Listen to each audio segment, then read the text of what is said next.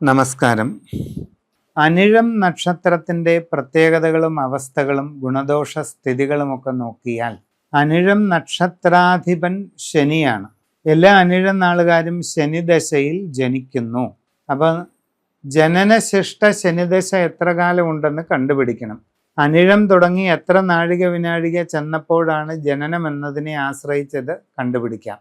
അങ്ങനെ കണ്ടുപിടിച്ചു കഴിഞ്ഞാൽ ശനിദശ ആരംഭത്തിൽ എത്ര വർഷമുണ്ടെന്നറിഞ്ഞ് അതിനുള്ള പ്രതിവിധി നമുക്ക് ചെയ്യാം.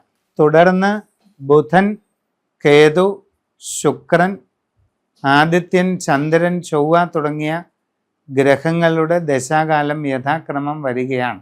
അപ്പോൾ ഇങ്ങനെയുള്ള കാര്യങ്ങൾ നമ്മൾ അറിഞ്ഞു കഴിഞ്ഞാൽ നമ്മളുടെ ജീവിതത്തിൽ ജനനശിഷ്ടം ശനിദശയെ കൊണ്ടോ അല്ലെങ്കിൽ ശനിയുടെ ആധിപത്യത്തിൽ ജനിച്ചതിൻ്റെ പ്രത്യേകതകൾ കൊണ്ടോ എല്ലാ കാര്യങ്ങളിലും തടസ്സം, കാര്യപരാജയം, മന്ദഗതി, പല രീതിയിലുള്ള കടുത്ത മനപ്രയാസങ്ങൾ തുടങ്ങിയ അവസ്ഥകൾ ഉണ്ടായിക്കൊണ്ടിരിക്കുന്നുണ്ടോ എന്ന് നമ്മൾ പരിശോധിക്കും. അങ്ങനെ ഉണ്ടെങ്കിൽ നമ്മളുടെ ജനന തീയതി സമയവും അനുസരിച്ചുള്ള ഗ്രഹനില ഉണ്ടാക്കി അതിൻ പ്രകാരമുള്ള പ്രതിവിധികൾ ചെയ്യുകയാണ് വേണ്ടത്.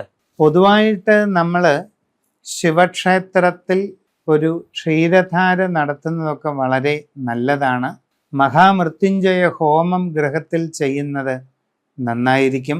അതോടൊപ്പം നമ്മൾ മൃത്യുഞ്ജയ യന്ത്രമെഴുതി ധരിക്കുന്നത് വളരെ ഗുണം ചെയ്യുന്നതാണ്.